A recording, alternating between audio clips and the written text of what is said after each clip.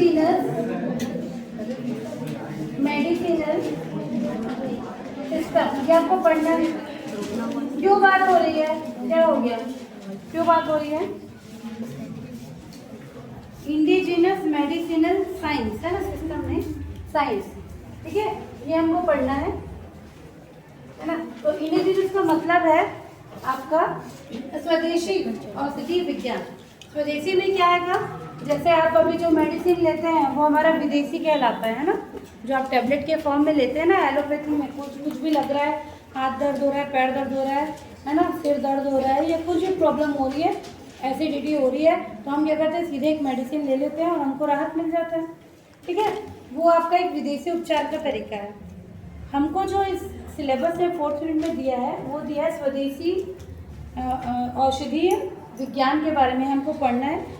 इस यूनिट में भी फिर से आपको प्लांट के बारे में ही पढ़ना है ना, लेकिन कुछ और सिस्टम है स्वदेशी औषधि विज्ञान में, कुछ तो सिस्टम है, जैसे कि आपका एक है आयुर्वेदा, फिर सिद्धा, यूनानी, तो उनके बारे में पहले थोड़ा इन्फॉर्मेशन हमको लेना है, और उनको करने के लिए कौन से प्लांट उपयोगी होंगे उनके बारे में उस प्लांट का फिर से डिटेल पढ़ना है।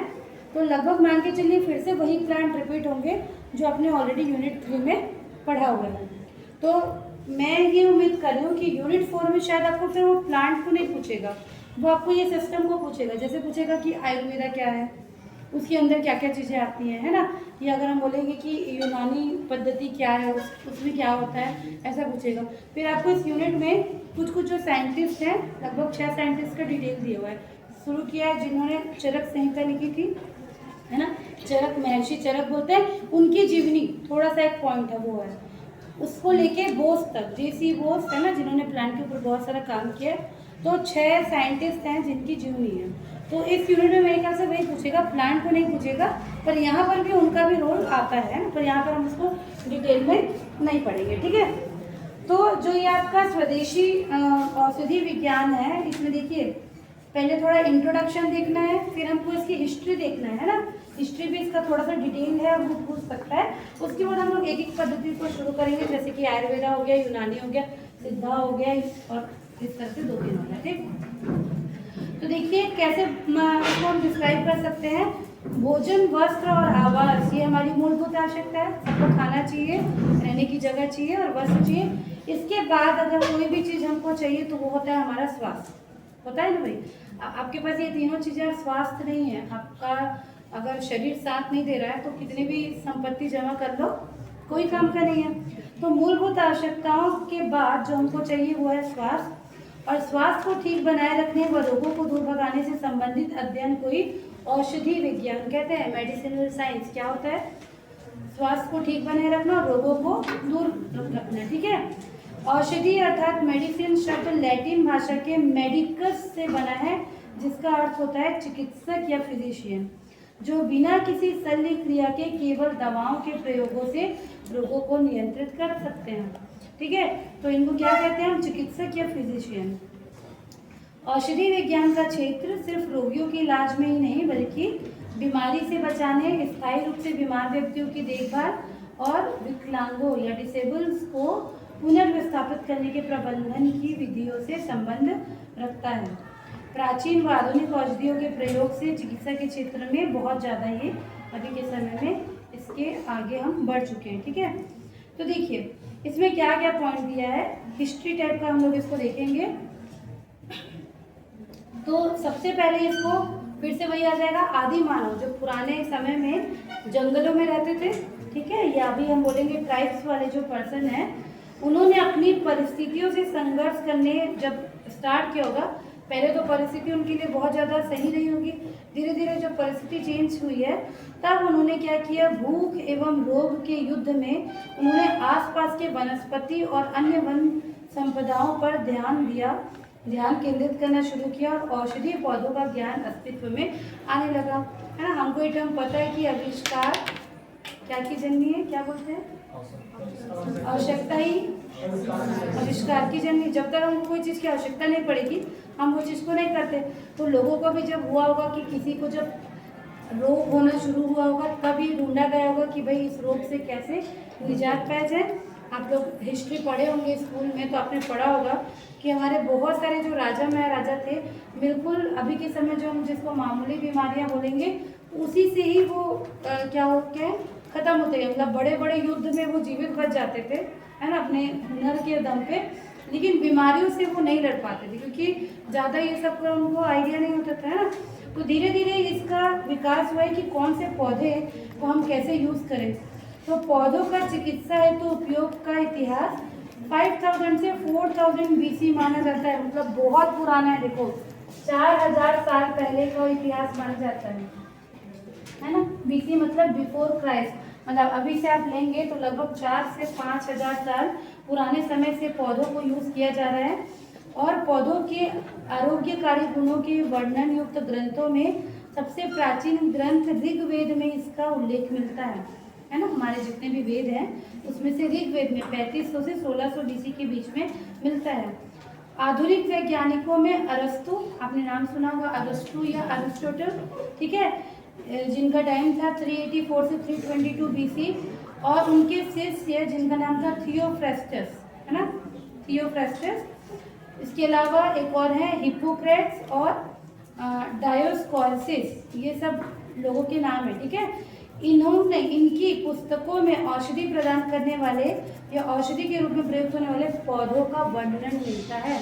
तो बहुत पहले समय से कुछ कुछ ऐसे वेद हैं जिसका थोड़ा सा और डिटेल देखना है ना। तो जो एक पर्सन है जिनका नाम है डायोस्कोराइटिस, उन्होंने लगभग 500 पौधों के औषधि महत्व के गुणों का वर्णन किया हुआ है अपनी बुक्स में, ठीक है। इतना हमको इसको जानना है। अब देखिए, अब हमको एक एक करके शुरू करना है। तो सबसे पहले आपको ऐसे ही पूछेंगे ना, आयुर्वेद या इंडिजिनस मेडिसिनल साइंस क्या होता है, ये आपने जान लिया। जो बहुत पुराने समय से पौधों का यूज़ करके जो आदि मानव थे और जो ट्राइबल पीपल थे वो यूज़ करते हैं। अब इसके अंदर जो सबसे इम्पॉर्टेंट है वो है आपका आयुर्वेदिक सिस्टम, है ना, या हम इसको बोलेंगे आयुर्वेदिक मेडिसिनल साइंस, ठीक। इसको हमको ज़्यादा डिटेल में पढ़ना है आयुर्वेदिक वाले, ठीक है। इसके अंदर आपके बहुत सारे हैं जो 7 तत्व हैं, 3 दोष हैं, उनका क्या क्या होता है वो सब पढ़ना है। तो सबसे पहले हम लोग देखते हैं आयुर्वेदा, और इसकी हिस्ट्री को आपको पूछेगा, ठीक। तो पहले इसका डेफिनेशन देखते हैं, इसकी परिभाषा। तो आयुर्वेदा एक प्राचीन और पारंपरिक चिकित्सा प्रणाली है जिसकी उत्पत्ति अनुमानित रूप से 3000 वर्ष पूर्व माना जाता है। मतलब बहुत पुरानी ये पद्धति है किसकी, मेडिसिनल साइंस की, ठीक है। आयुर्वेद शब्द की उत्पत्ति संस्कृत के आयुर शब्द से हुई है जिसका मतलब होता है जीवन, और वेद का मतलब होता है विज्ञान, ठीक है। तो इसका मतलब क्या हो जाएगा, आयुर्वेद का शाब्दिक अर्थ है जीवन का विज्ञान, ठीक है। तो आयुर्वेद स्वास्थ्य और कल्याण के लिए एक समग्र दृष्टिकोण है। जो अब देखो, आप जो एलोपैथी की दवाइयाँ लेते हैं, है ना, जैसे आपको पता है कि मेरे सिर में दर्द हो रहा है, आपके सिर में दर्द हो रहा है, तो आप जाएंगे और उसकी एक दवाई ले लेंगे। ये जो आप एलोपैथी की दवाई लेते हो, ये क्या होता है, आपको सिर्फ जाकर वहाँ पर जो समस्या है उसको ठीक करता है। जनरली वो रिसेप्टर और उसके ब्लॉकेज को ठीक कर देता है ना। मतलब जैसे घुटने में दर्द है और आप घुटने की दवाई ले रहे हो, तो क्या करेगा, जो भी फैक्टर वहाँ पर कम हो रहा है बस उसको जाकर वो क्या करेगा, मैनेज करेगा। वो तब तक ठीक रहेगा जब तक आप वो दवाई ले रहे हो। आप ये देखते भी होगे, है ना, जैसे किसी को एसिडिटी हो रही है, आपने एक गोली खाया एसिडिटी की, आपको हो सकता है कुछ दिन वो नहीं हो, लेकिन वो जड़ से इसका इलाज कभी नहीं करता, है ना। एसिडिटी वालों का कभी नहीं होता। और ऐसी बहुत सारी बीमारियां हैं जिसको आप जब तक मेडिसिन लेते रहोगे तब तक आप ठीक रहोगे। आप एक दिन भी, जिनको बहुत ज़्यादा एसिडिटी होती है, वो अगर एक दिन भी दवाई ना लें तो उस दिन खाना नहीं खा पाएंगे, क्योंकि ये सब क्या करते हैं, रिसेप्टर पे जो हमारे पेट में जो सेल्स है, जो ग्रंथियाँ जिनसे एसिड बन रहा है, बस वो दवाई जाके उसको क्या करती है, थोड़े टाइम के लिए ब्लॉक कर देती है। तो हमको लगता है ठीक हो गया, वो दवाई वहाँ से हटी तो फिर वापस हो गया। ये हमारा जो अभी का सिस्टम है ना, जो हम एलोपैथी लेते हैं उसमें है। लेकिन आपका आयुर्वेदा, ये जो पुराने परंपरागत जो तरीके हैं, वो क्या करते हैं, पूरे शरीर का हॉलिस्टिक डेवलपमेंट में जोड़ देते हैं, मतलब समग्र विकास में जोड़ देते हैं। वो सिर्फ आपको एक मतलब एक जगह जहाँ आपको परेशानी है उसको नहीं करेंगे, पूरे शरीर में क्या चीज़ है ना, जैसे हमारे पास 3 है ना, क्या क्या होते हैं, वात, पित्त, कफ, उनको पूरा ठीक करने का काम करता है अगर कोई भी आप आयुर्वेदिक सिस्टम का मेडिसिन लेते हो तो, ठीक है। तो जैसे इसका आयुर्वेदिक स्वास्थ्य और कल्याण के लिए एक समग्र दृष्टिकोण है जो शरीर, मन और आत्मा के परस्पर संबंध पर जोर देता है।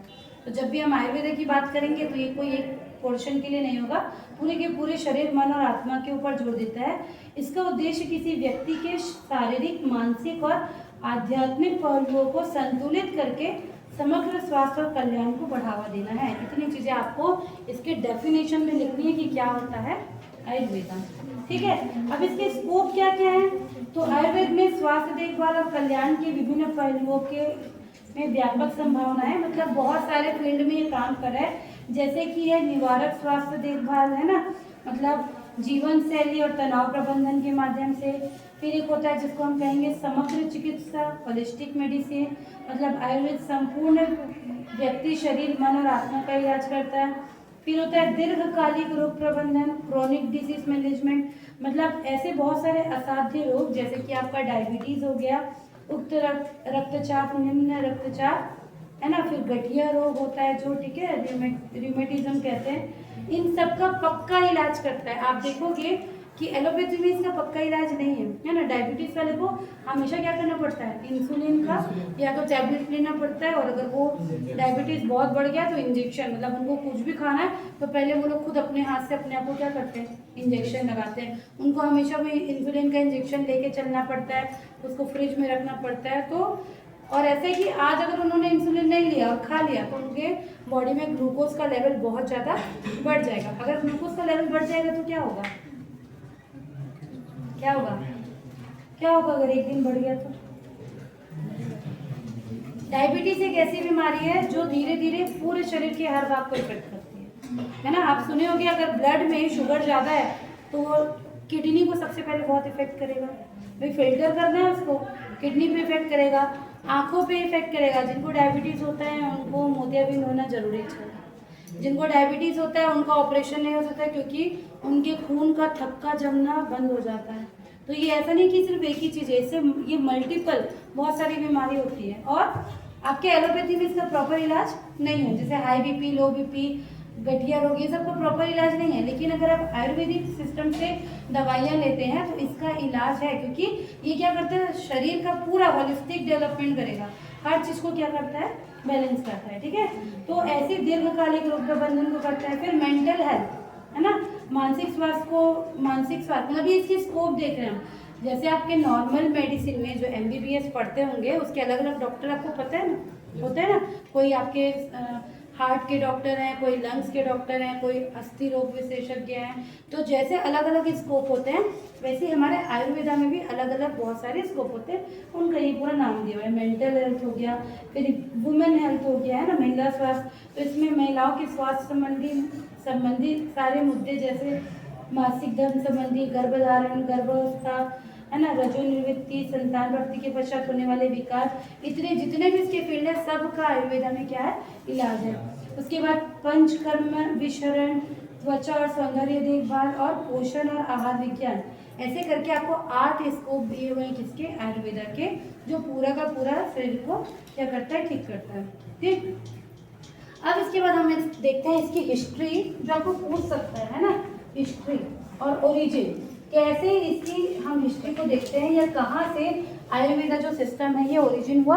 तो यहाँ पर फिर से आपको बहुत सारे जो पुराने महर्षि हैं और उनके बुक्स हैं उनके नाम आपको याद रखने पड़ेंगे, जैसे आपने इथनोबॉटनी में पढ़ा है वैसे ही। ठीक है, आयुर्वेदा का ही ज़्यादा डिटेल पढ़ना है, इसके बाद की जो सिस्टम है उनका थोड़ा थोड़ा पढ़ना है, क्योंकि हमारे यहाँ पे इंडिया में आयुर्वेदा ज़्यादा है ना, यूनानी और योगा और ये सब थोड़े कम है, ये सबसे ज़्यादा है, तो इसको थोड़ा ज़्यादा डिटेल में पढ़ना है भाई। तो वेदों के समान पुराना होने के कारण आयुर्वेदिक का इतिहास हमें बहुत प्राचीनता में ले जाता है। ये अपने आप में एक मौलिक विज्ञान होने के साथ साथ एक कला भी है ना। तो जैसे आप MBBS डॉक्टर को देखो कि वो बेसिकली क्या है, प्योर साइंस है कि नहीं, जिसने साइंस पढ़ा, अच्छे से पढ़ा, नीट वगैरह निकाला, वो डॉक्टर बन गया। लेकिन आयुर्वेदा सिर्फ साइंस नहीं भाई, ये कला है जो सीखनी पड़ती है ना, उसमें आप पढ़ के निकल लोगे, लेकिन यहाँ पर ये आपको पूरा एक मेथड ही कला है। तो यह प्राचीन काल के महान संतों जो अंतर्ज्ञान से संपन्न थे उनके द्वारा अपनाए गए व्यवहारिक अनुभव और जांच के सावधानी पूर्वक अपनाई जाने वाली तरीकों पे आधारित है ना।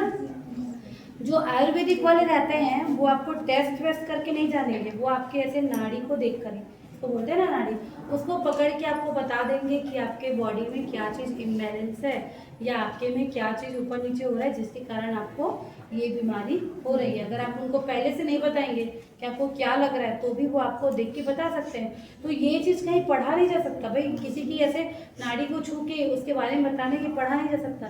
ये व्यवहारिक अनुभव, मतलब जो गुरु होंगे वो अपने शिष्यों को बताएंगे और बहुत सारा जब वो प्रैक्टिस करते हैं उसी से ये ज्ञान क्या हो सकता है, प्राप्त किया जा सकता है। जैसे आप टेस्ट कराओगे, मान लीजिए किसी के में कोलेस्ट्रॉल ज़्यादा है, तो जो आयुर्वेदिक वाले हैं वो यहाँ पर छू के बता सकते हैं कि आपके में कोलेस्ट्रॉल ज़्यादा है या आपके में मांसपेशी की परेशानी होगी आगे चल के या जो भी होगा, है ना।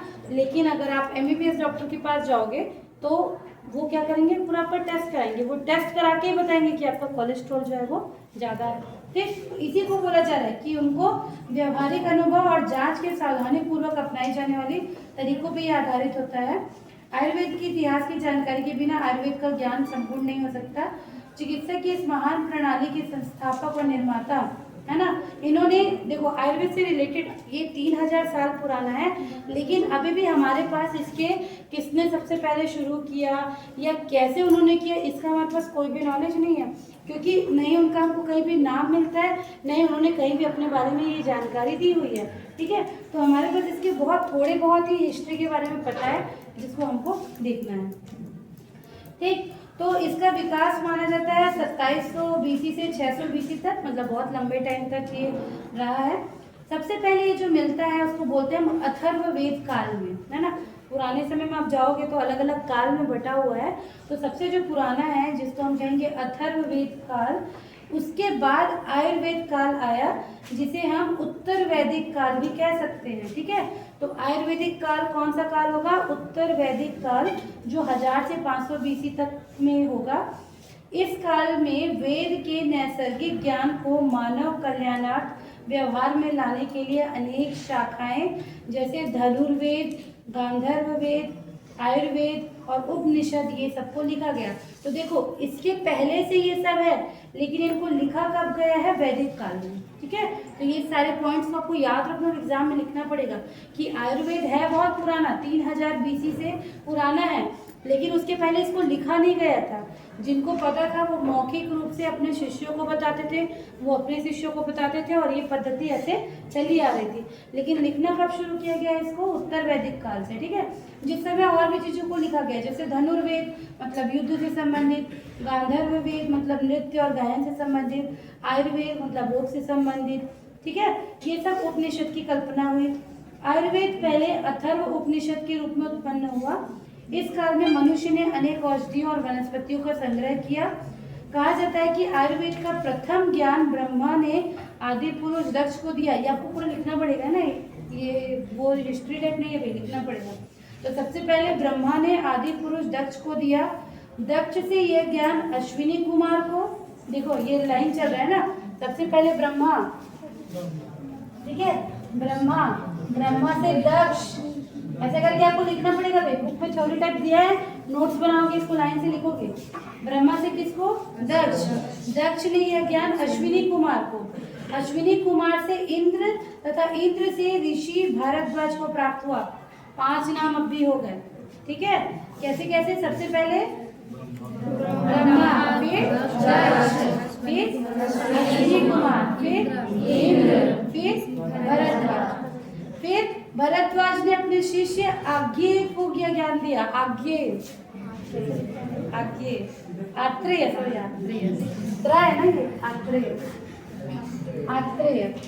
ठीक है, छठवां नाम। ठीक है, तो इन्होंने किसको दिया, आत्रेय को यह ज्ञान दिया।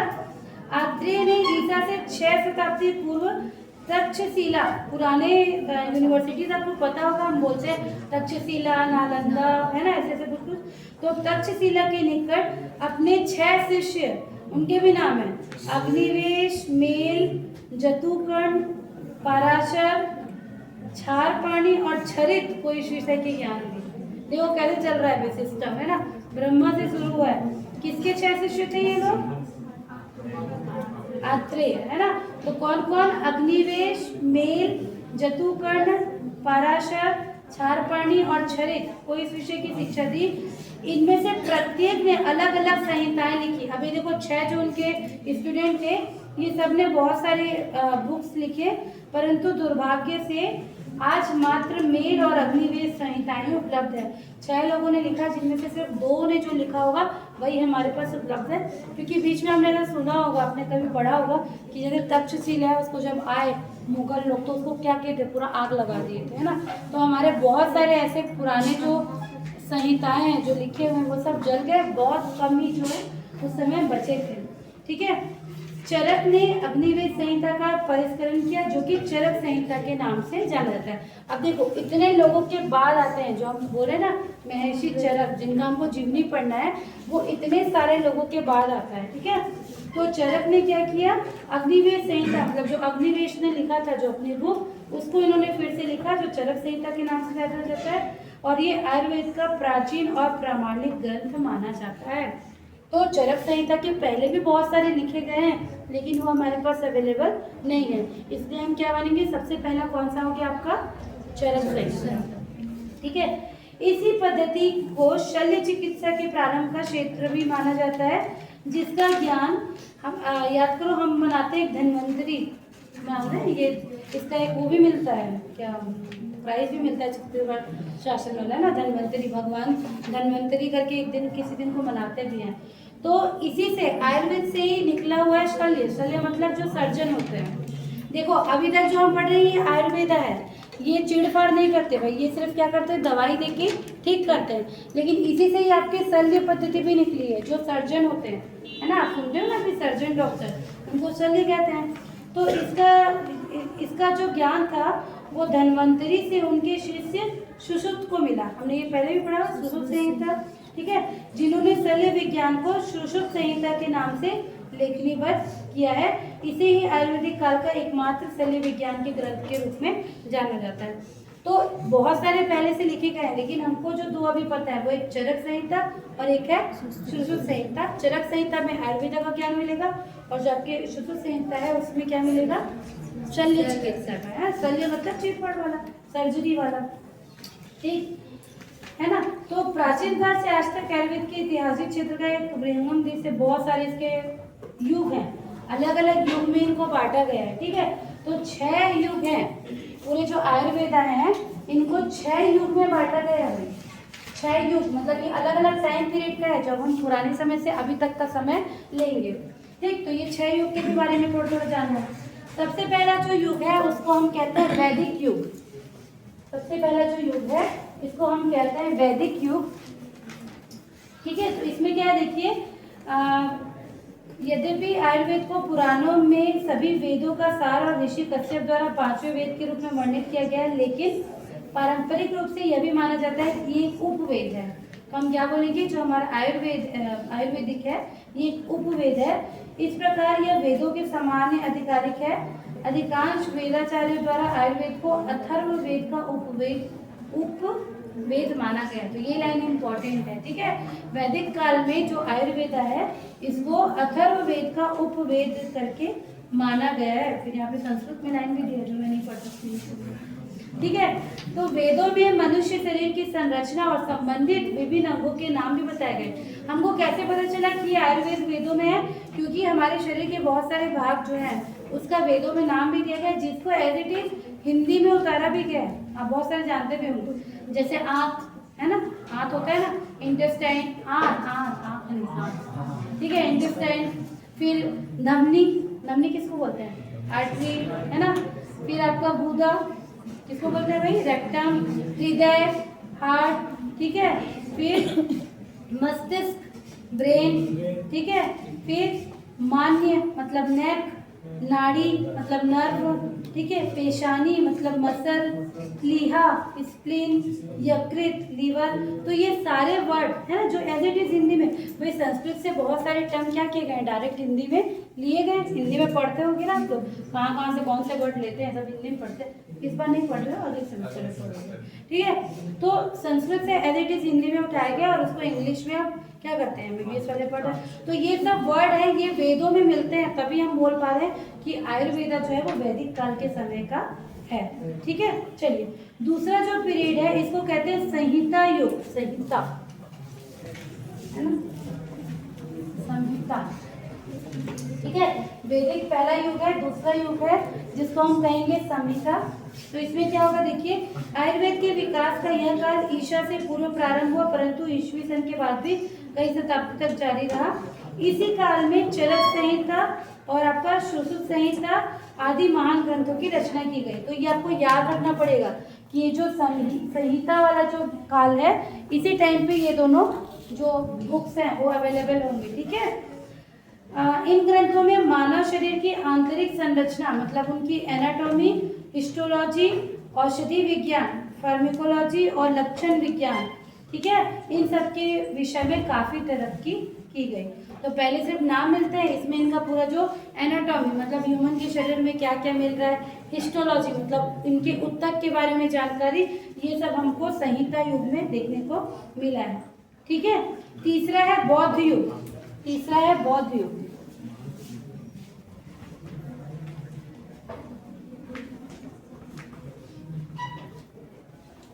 ठीक है, तीसरा है बौद्ध युग। यह काल 500 वर्ष ईसा पूर्व से 600 ईस्वी तक फैला है। यह आयुर्वेद के सभी कालखंडों में सबसे महत्वपूर्ण माना जाता है। विशेष रूप से आयुर्वेद के प्रचार प्रसार के दृष्टिकोण से कई अंतर्राष्ट्रीय विश्वविद्यालय की स्थापना भारत में इसी युग में की गई है। ठीक है, तो इसको आपको याद रखना है भाई, बौद्ध युग। तक्षशिला एवं नालंदा विश्वविद्यालय इसके अप्रतिम उदाहरण है। जो हमको तक्षशिला, और क्या बात है, क्या दिक्कत है, नहीं पढ़ना है तो बाहर जाओ भाई, ये मैं छोड़ सकती हूँ ना, थ्योरी या पढ़ लेना करके, लेकिन अगर मैं पढ़ा रही हूँ तो मेरे क्लास में हंसो फंसो मत। जिसको नहीं पढ़ना है चले जाओ, कोई प्रॉब्लम नहीं है। 4 लोग भी बैठे रहेंगे तो भी मेरे को जितना पढ़ाना है मैं पढ़ा दूंगी, और नहीं पढ़ना है, बोर लग रहा है, छोड़ देती हूँ, पीडीएफ बना के डाल देती हूँ, ग्रुप में पढ़ लेना, पूरा अच्छे से हिंदी में लिखा हुआ है, पढ़ सकते हो भाई तुम लोग। छोड़ दें? हाँ, तो अभी क्या पढ़ना है क्या नेक्स्ट टॉपिक? इसको नहीं पढ़ोगे तो नेक्स्ट जो बताऊंगी वो कैसे जानोगे? ये तुमको पूछेगा हिस्ट्री पूरा 5 नंबर में, तो तुम कैसे लिखोगे?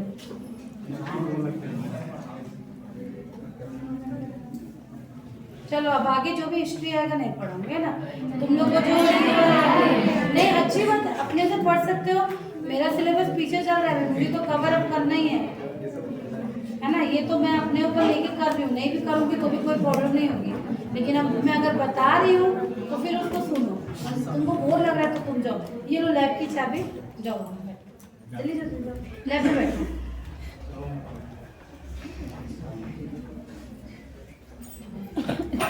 चलो ठीक है, तो बौद्ध युग में देखो हर एक युग का अलग इम्पोर्टेंस है ना। सेकंड में आपको जो 2 संहिता है उसके बारे में लिखना पड़ेगा कि इस युग में ये संहिताएं लिखी गई।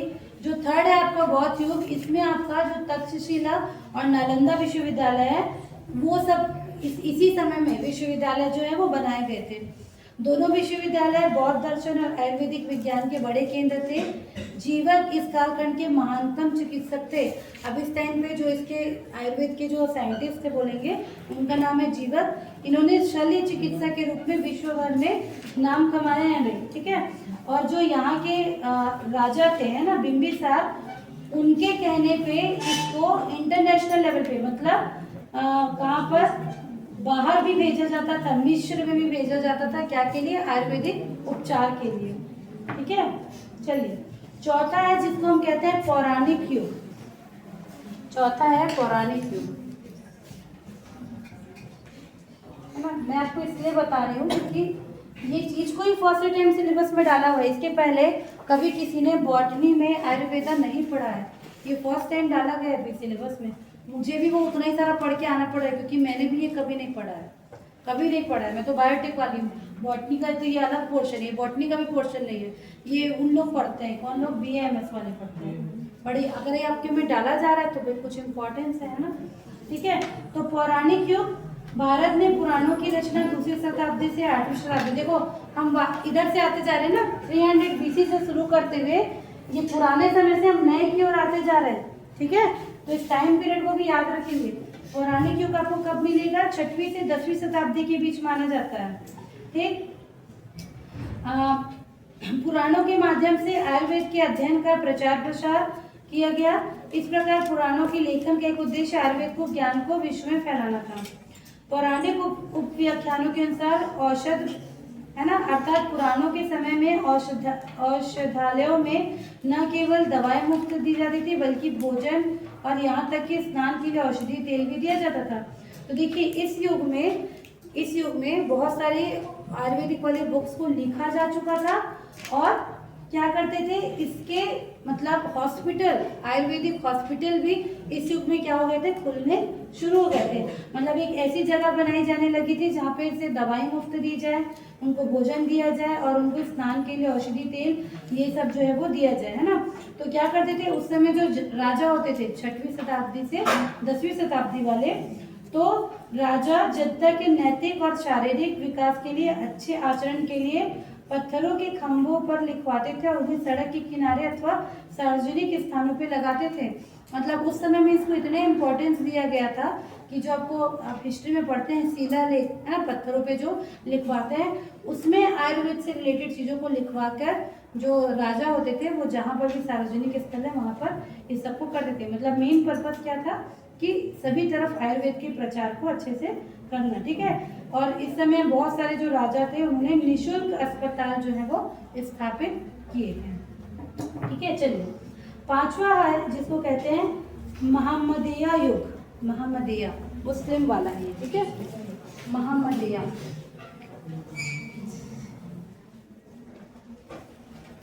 ठीक, तो इस टाइम पीरियड पे क्या था, कौन सा समय था ये?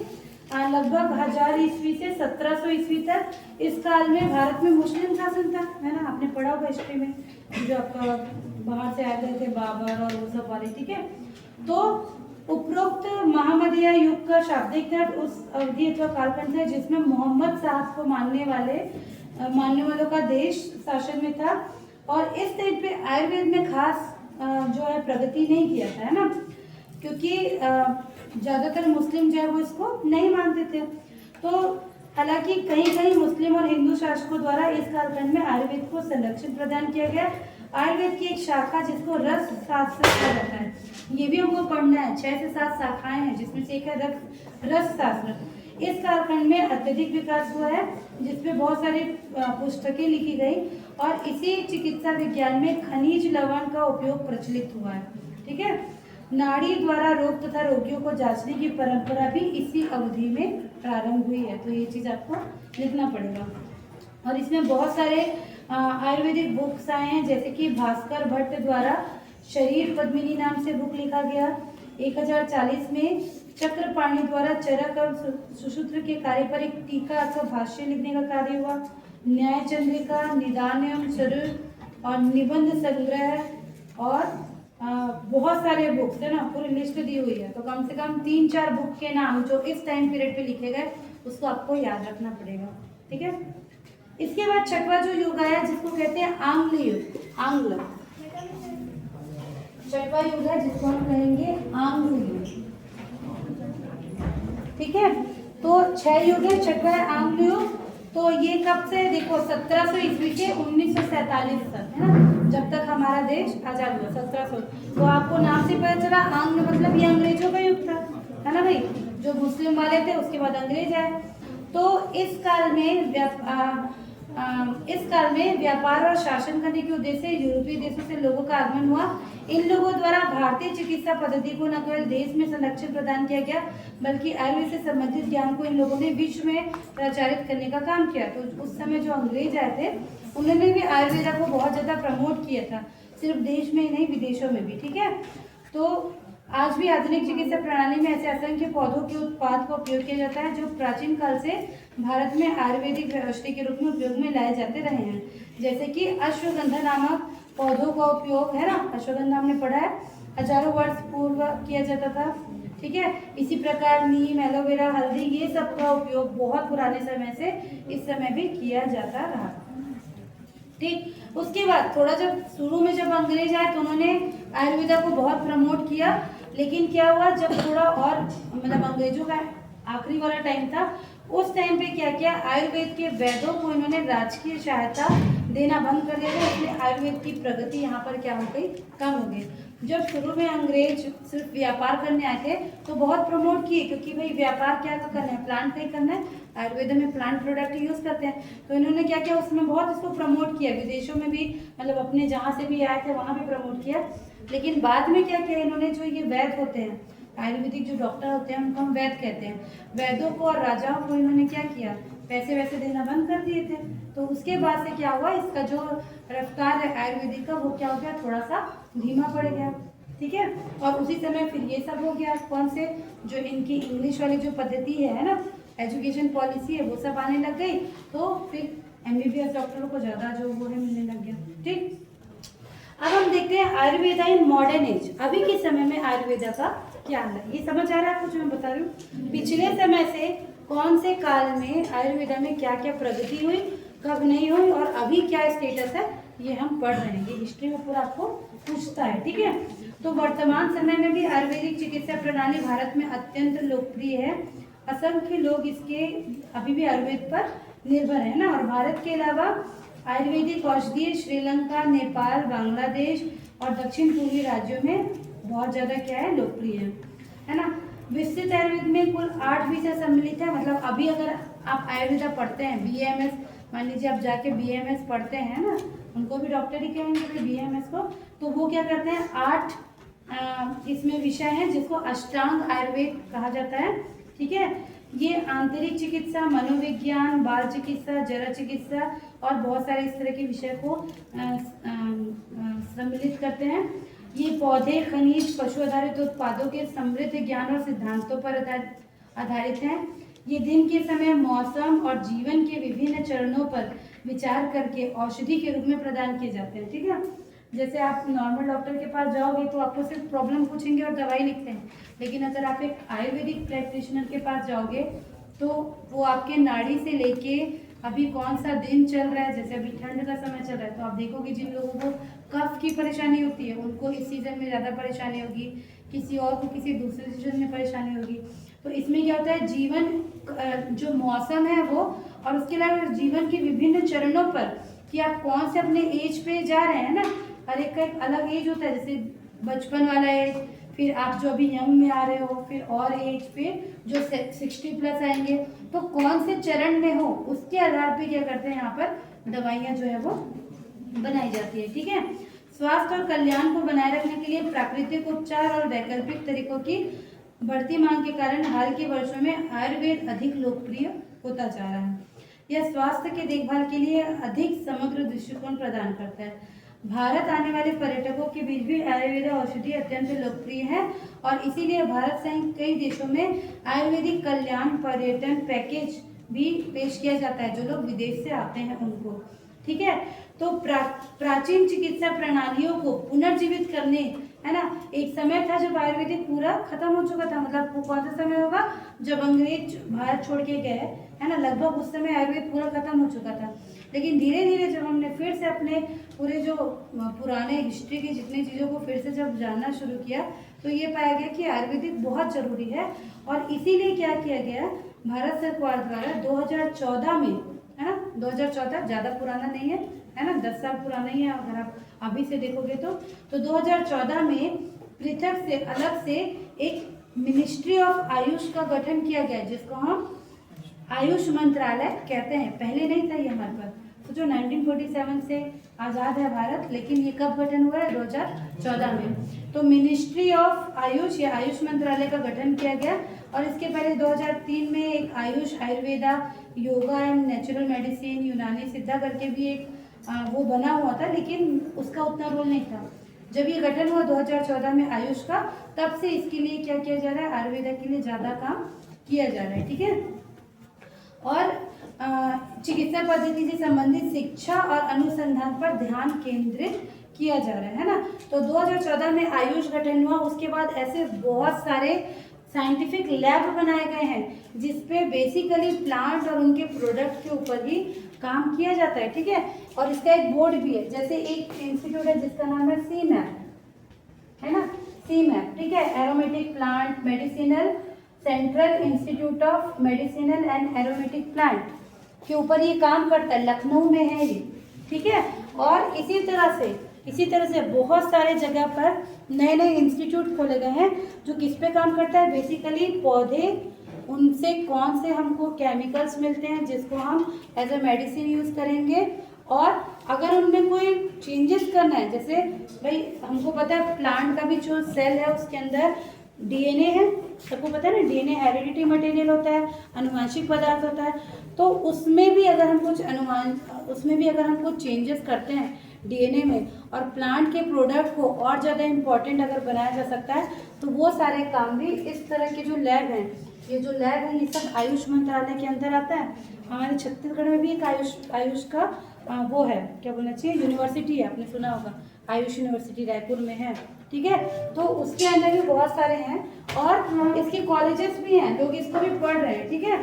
तो वर्तमान समय में भारत में कुल 495 प्राइवेट और शासकीय आयुर्वेदिक महाविद्यालय हैं जो विभिन्न राज्यों में अलग अलग विश्वविद्यालयों से संबद्ध हैं। पहले ये सारे एक ही के अंदर आते थे, लेकिन जब से आयुष मंत्रालय बना है, जितने भी आयुर्वेदिक वाले हैं वो उसके अंदर आते हैं। यहाँ लगभग 29,470 छात्रों को प्रतिवर्ष स्नातक और स्नातकोत्तर स्तर की शिक्षा प्रदान की जाती है। इन सभी आयुर्वेदिक महाविद्यालयों की देखरेख है ना भारतीय आयुर्वेदिक केंद्रीय परिषद central council of Indian Ayurveda करती है और आयुर्वेदिक चिकित्सक को वैद्य कहा जाता है। तो ये पूरी हिस्ट्री है, इसकी हिस्ट्री 4000 से 5000 बीसी पुरानी है, लेकिन उतने पुराने का हमारे पास साक्ष्य नहीं है। हमारे पास कब से मिलता है, वैदिक काल से, मतलब लगभग 1600 बीसी से जो है हमारे पास हर काल में क्या क्या हुआ उसका डिटेल है ना। तो ये आपको इसके हिस्ट्री में ये इतनी चीज़ें विथ बुक का नहीं, सिर्फ थ्योरी टाइप लिखने से नहीं होगा, है ना। आपको क्या करना पड़ेगा, जो महर्षि जो वैद्य हैं जिसका नाम दिया है उनके नाम याद रखने पड़ेंगे, उन्होंने कौन सी बुक लिखी है, और अगर उस बुक में किसी प्लांट का आ रहा है कि इतने प्लांट के बारे में उन्होंने बताया, तो वो सारा डिटेल आपको इसकी हिस्ट्री के अंदर क्या करना पड़ेगा, लिखना पड़ेगा। ये आपको 4 नंबर के लिए डेफिनेटली पूछ सकता है इस यूनिट से, ठीक है। तो इतनी चीज़ें आपको इसके हिस्ट्री में बताना है। अब इसके अंदर अब देखो इतनी चीज़ें हो गई हिस्ट्री की। अब हमको आयुर्वेदा में क्या चीज़ पढ़ना है, तो इसमें हमको पढ़ना है पंच महाभूत, है ना। पंच महाभूत मतलब क्या होता है, चलिए देखते हैं। ये सब आप सुनते हैं ना, लेकिन आप इसको कभी पढ़े नहीं हैं, पहली बार आप पढ़ रहे हैं इसको। पंच महाभूत बोलते हैं, ठीक है। अच्छी बात है कि ये सब हिंदी के ही वर्ड्स हैं, है ना। आप भले इसको इंग्लिश में लिख सकते हैं, लेकिन ये ऐसे ही लिखाएगा पंच महाभूत, तो वो इंग्लिश वर्ड नहीं है, ठीक। तो आयुर्वेद में पंच महाभूत या इसको हम कहेंगे 5 तत्व, 5 एलिमेंट्स, है ना। अवधारणा एक मौलिक सिद्धांत है जो मानव शरीर और ब्रह्मांड की संरचना और कार्य प्रणाली को व्याख्या करता है। मतलब आयुर्वेद में हम ये बोलेंगे कि हमारा जो शरीर है ये इन्हीं 5 तत्वों से मिलकर बना हुआ है, जिसको हम पंच तत्व या पंच महाभूत कहते हैं, ठीक है। तो कौन कौन से वो तत्व होते हैं, किसी को पता है? पढ़ना है भाई, यही है, क्या करें, यूनिट है आपका। सबसे पहला है पृथ्वी, अर्थ, दूसरा है जल, वाटर, तीसरा अग्नि, फायर, चौथा वायु, एयर, और 5वां आकाश, अंतरिक्ष, स्पेस, ठीक है। तो ये 5 चीज़ों से 5 तत्व हैं जिससे हमारा शरीर जो है वो बना हुआ है। चरक संहिता में पंचमहाभूत के बारे में कहा गया, इसमें भी बताया गया सेम ये चीज़, ठीक है। पूरा इसका फिर से संस्कृत का 2 लाइन दिया है, उसको छोड़ दो, ठीक। इसी प्रकार रामचरितमानस में भी इसका उल्लेख मिलता है, ठीक है ना। फिर संस्कृत में दिया है, छोड़ दो। तो क्या क्या चीज़ें हैं ये इसको देखते हैं। संस्कृत पढ़ा तो नहीं याद करते, किसी को इंटरेस्ट होगा तो पढ़ लेना भाई। क्षितिज जल पावक गगन समीरा, है ना। पंच तत्व मिली बंधी शरीरा, ये लाइन लिखी हुई है, हाँ रामचरितमानस में लिखा हुआ है, ठीक है। तो सबसे पहला है अर्थ, पृथ्वी। यह शरीर की संरचना और स्थिरता का प्रतिनिधित्व करता है।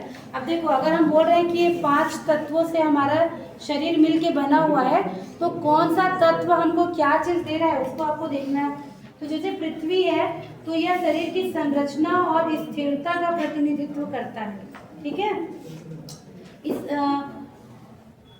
यह गुण भारी, कठोर, स्पष्ट, घना, मोटा, स्थिर और प्रमुख गंध अनुभूति वाला होता है। तो अगर हम बोलेंगे एक तत्व है पृथ्वी हमारे शरीर में क्या कर रहा है, तो ये हमको स्थिरता और संरचना प्रदान कर रहा है ना। यह गुण भारी, कठोर ये सब देता है।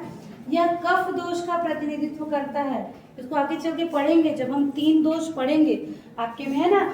ये क्या है, ये भी हम पढ़ रहे हैं पंचमहाभूत। फिर आपके में त्रिदोष, 3 दोष है। उसके बाद एक और क्या चीज 7 है ना। फिर आपका रसायन है, ये सब पढ़ना है। तो ये जो पृथ्वी वाला है ये कफ दोष को प्रतिनिधित्व करता है। भोजन, जड़ी बूटी और व्यक्तिगत विशेषताएं जो इन गुणों को दर्शाती हैं पृथ्वी तत्व का निर्माण करती हैं। पृथ्वी के अंदर ये 2 लाइन आपको लिखना पड़ेगा। दूसरा है जल, जिससे हमारा शरीर बना है। दूसरा जल, यह शरीर में तरलता और सामंजस्य का प्रतिनिधित्व करता है। इसका गुण तरल, बेस्वाद, ठंडा, भारी, धीमा, घना, मुलायम और चिपचिपा होता है। आधुनिक विज्ञान के अनुसार भी मानव शरीर 70 से 80% पानी अथवा जल का बना होता है। ठीक है, तो आयुर्वेदिक भी कह रहा है कि हमारा शरीर किसका है, जल का बना हुआ है। जल में ना तो कोई गंध होती है और न ही कोई स्वाद। मानव शरीर में रक्त तथा अन्य तरल पदार्थ जल होते हैं। जल तत्व से भरपूर खाद्य पदार्थ, फल, छाछ, रसदार सब्जियां आदि हैं। सभी महापंचभूतों में से यह वात और पित्त को संतुलित करने के लिए आवश्यक होता है। तो जो आपके 3 दोष में जो वात और पित्त है उसको बैलेंस करने का काम कौन सा तत्व करता है, जल, जो आपको फल, छाछ और रसदार सब्जियों में मिलता है, इसलिए इसको खाना चाहिए वो। ठीक है, तीसरा तत्व है अग्नि। यह शरीर में ऊर्जा और परिवर्तन का प्रतिनिधित्व करता है। इसका गुण तीव्र, गर्म, शुष्क, सूक्ष्म, हल्का और स्पष्ट होता है। मानव शरीर के अतिरिक्त समस्त जीवों के शरीर में संचित ऊर्जा सूर्य की ऊर्जा का ही रूपांतरण है। हमको पता है, हम भाई क्या कर रहे हैं, पौधे अपना जो भोजन है वो क्या करते हैं, सूर्य के प्रकाश में बनाते हैं, है ना। 10% रूल फॉलो होता है, आपने एनवायरमेंट में पढ़ा होगा, है ना। फिर हम क्या कर रहे हैं, पौधों को खा रहे हैं, पौधों को मतलब उनके फल और फूल को खा रहे हैं, है ना। और जो पूरा आप पढ़े होंगे फूड चेन और फूड वेब के बारे में, क्या बोलेंगे, खाद्य श्रृंखला, जो आगे चलते हैं ना, जैसे पढ़ते हैं ना कि गाय ने या उसने पौधे को खाया, गाय को किसी और जानवर ने खाया, फिर किसी, वो पूरी श्रृंखला चलती है। और हर एक में क्या होता है, 10% रूल फॉलो होता है, मतलब एनर्जी का जो 10% है वो आगे की ओर बढ़ाया जाता है। ठीक है, तो ये जो है इसी से संचित ऊर्जा के, मतलब हमारे पास जो भी एनर्जी है वो सन से है, इसमें ये मानते हैं। वायु के घर्षण से अग्नि या गर्मी उत्पन्न होती है। यह ऊर्जा मनुष्य के उपापचय मतलब मेटाबॉलिज्म के साथ साथ पाचन प्रक्रियाओं के लिए भी जिम्मेदार होती है। यह इसे पित्त दोष का पर्याय बनाते हैं। मतलब अगर आपके शरीर में जो अग्नि वाला जो तत्व है ना, फायर वाला जो एलिमेंट है, ये अगर ऊपर नीचे होता है तो ये आपको पित्त दोष आपके अंदर क्या करता है, लाता है। अदरक, काली मिर्च, लहसुन, लाल मिर्च आदि में अग्नि तत्व की प्रधानता होती है। इसके संतुलन से शरीर का तापमान सामान्य रहता है, त्वचा चमकती है और पाचन ठीक रहता है तथा मन में स्पष्टता आती है। तो जिनका अग्नि वाला तत्व ठीक होगा उनको ये सारी चीजें ठीक होती है। जिनके में इम्बैलेंस हो गया, देखो ये जो 5 तत्व है इन्हीं में इम्बैलेंस होने की वजह से जो 3 दोष हैं वो आते हैं, और इन 3 दोषों के कारण बहुत सारे जो बीमारी है उसको भी आगे देखना है, वो सब होते हैं। आयुर्वेद हमको ऐसा बताता है। ठीक, फिर चौथा तत्व है वायु। यह गति और गतिशीलता का प्रतिनिधित्व करता है। इसका गुण सूक्ष्म, सूखा, हल्का, साफ, शीघ्र फैलने वाला तथा ठंडा होता है। मनुष्य वायु के बिना जीवित नहीं रह सकता। यह महाभूत हमारे शरीर में वात दोष का प्रतिनिधित्व करता है। वायु गुणवत्ता वाले खाद्य पदार्थों में सेम, दाल, सूखे मेवे के साथ साथ कड़वे, कसैले और तीखे खाद्य पदार्थ सम्मिलित हैं। तो हर एक तत्व के लिए यहाँ पर प्लांट भी दिया हुआ है, किसको लेना चाहिए। ठीक है, 5वां जो तत्व है जिसको हम कहते हैं आकाश या स्पेस, यह अंतरिक्ष और शून्यता का प्रतिनिधित्व करता है। इसका गुण नरम, सूक्ष्म, हल्का, स्पष्ट, चिकना, ठंडा और खुरदुरा होता है। स्पेस या आकाश से युक्त खाद्य पदार्थ में आपके आते हैं पत्तेदार सब्जियां, मेथी, हल्दी, करेला आदि है। इन्हें खाने से मन, शरीर और आत्मा डिटॉक्स हो जाती है। यह प्रकृति के 5 महाभूतों में से सबसे महत्वपूर्ण घटक है। कौन सा, आकाश। ठीक है, तो ये 5 आपको पूछेगा, 5 महाभूत के बारे में बताइए। हो सकता है ये आपको 5 नंबर के लिए या 4 नंबर के लिए पूछे, तो आपको ये 5 जो तत्व है इनके बारे में बताना है। इससे शरीर में कौन सी प्रकृति आ रही है, जैसे हम बोले ना नरम सूक्ष्म हल्का स्पष्ट, ये सब प्रकृति है जो उससे हमको हमारे शरीर में मिल रही है। और इसकी कमी होने से कौन सा दोष होगा और कौन से प्लांट इसके लिए इम्पोर्टेंट है, ये पूरा आपको एक एक दो पॉइंट के अंदर क्या करना पड़ेगा, लिखना पड़ेगा। ठीक है, तो इतना इसके अंदर है। ठीक, चलो इसके बाद इसमें आपको त्रिदोष पढ़ना है और सप्त धातु भी पढ़ना है। ये यही है ना पोर्शन, शब्द धातु बहुत सारे हैं। हाँ? शब्द धातु है जैसे रस, रक्त, मांसा, मेदा, अस्थि, मज्जा, शुक्र, ये सब पढ़ना है ना। उसके बाद आपको त्रिदोष पढ़ना है, कौन कौन से, वात, पित्त और कफ। फिर रसायन पढ़ना है, रसायन, फिर ये आयुर्वेदा कंप्लीट होगा। तो इधर सुनो, सिर्फ आयुर्वेदा को 10 नंबर के लिए पूछ सकता है इस यूनिट में। 10 नंबर के लिए मेरे ख्याल से यही एक क्वेश्चन है। अगर मैं क्वेश्चन पेपर सेट करूं तो मैं आपको वही पूछूंगी कि आयुर्वेदा क्या है, इसके इतिहास से लेकर इसके बारे में बताइए। अगर आपको 10 नंबर का आयुर्वेदा पूछते हैं ना, प्राइवेट वालों को ये सेकंड यूनिट टेस्ट में आएगा, अभी से बता दे रही हूँ, क्योंकि हम 4th यूनिट ही आपको पढ़ा रहे हैं। और आप लोग का भी यूनिट टेस्ट नहीं होगा तो आपके डायरेक्ट फाइनल पेपर में आएगा, है ना। 2 ही टेस्ट होने हैं ना। सेकेंड टेस्ट में रेगुलर वालों के सेकेंड टेस्ट में इथनोबॉटनी, प्राइवेट वालों के फर्स्ट टेस्ट में जो अभी है इथनोबॉटनी, और प्राइवेट वालों के सेकेंड टेस्ट में ये यूनिट आएगा। तो अगर इसमें 10 नंबर के स्टूडेंट में क्वेश्चन पूछा जाए तो वो आयुर्वेदा वाला ही होगा। उसकी हिस्ट्री, इसके जितने भी ये टर्म्स है वो, और इसके अंदर कौन से प्लांट आते हैं वो, ये पूरा मिलके आपका एक क्वेश्चन बनता है। इसके बाद के जो सिस्टम है वो थोड़े छोटे छोटे हैं, तो वो 5 नंबर या 4 नंबर वाले क्वेश्चन जो है वो बनेंगे। ये जो दोष है इसको आपको ऑब्जेक्टिव में भी पूछ सकता है, नाम दे देगा कि इनमें से कौन सा दोष, कौन सा आयुर्वेदिक में दोष नहीं माना जाता, या कौन सा पंच तत्व में नहीं आता है, ऐसे करके 4 नाम दे देगा, 3 नाम दे देगा। ठीक है, तो इसको आपको पूरा वैसे का वैसे याद रखना है।